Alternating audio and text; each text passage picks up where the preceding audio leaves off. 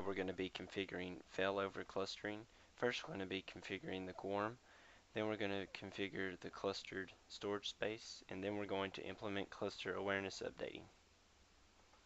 First we're going to go to server 1, and we're going to go to tools and go to failover cluster manager, and to right click cluster1.cisco.com, and we're going to go to more actions, and we're going to go to configure cluster quorum settings, and we're going to click next, and we're going to select advanced quorum configuration and click next, click next, click next, click next, and we're going to click finished. We're going to minimize failover cluster manager, and we're going to go to manage and go to add roles and features.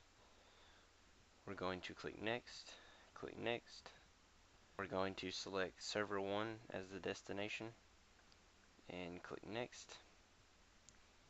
We're going to go to manage, and we're going to go to add roles and features. We're going to click next, click next. We're going to select server 1, click next. To expand file and storage services, and we're going to expand file and ISCSI services, and we're going to select file server, and we're going to click next, and we're going to click install. Now we're going to select manage and go to add roles and features and click next, and this time we're going to select server 2, click next, and now we're going to expand the file and storage services and expand the file and ISCSI services. Select file server, click next, and we're going to click install. Now that it's finished installing, we're going to click close, and now we're going to go to tools, and we're going to go down to failover cluster manager. We're going to expand cluster1.cisco.com, and we're going to go down to storage and expand storage, and we're going to select pools. Now we're going to right click pools and go to new storage pool, and now we're going to click next, and we're going to name it storage pool, and we're going to select cluster 1 and click next.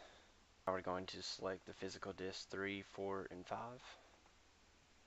and we're going to click next and click create.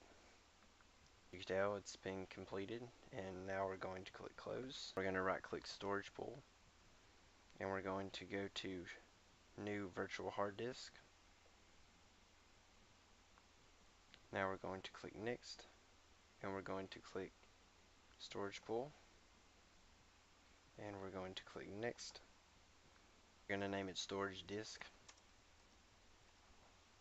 and we're going to click next, and we're going to select simple and click next. We're going to type in 12 gigs and click next, and we're going to click create.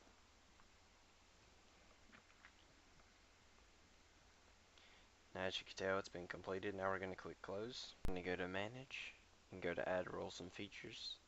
Click next, click next, click next, click next. Now we're going to scroll down and select remote server administration tools. Now we're going to expand remote server administration tools. Now expand feature administration tools. Expand failover cluster tools. We're going to select failover clustering tools, and we're going to select failover clustering automated server and failover clustering command interface, and click next and click install. That it's finished installing, we're going to click close, and now we're going to go to tools. We're going to go to cluster aware updating. I'm going to type in cluster 1, and we're going to click connect. Now we're going to click configure cluster self-updating options. Click next. We're going to add the CAU. Click next, click next, click next, click next, and click apply. In this lab we have configured failover clustering.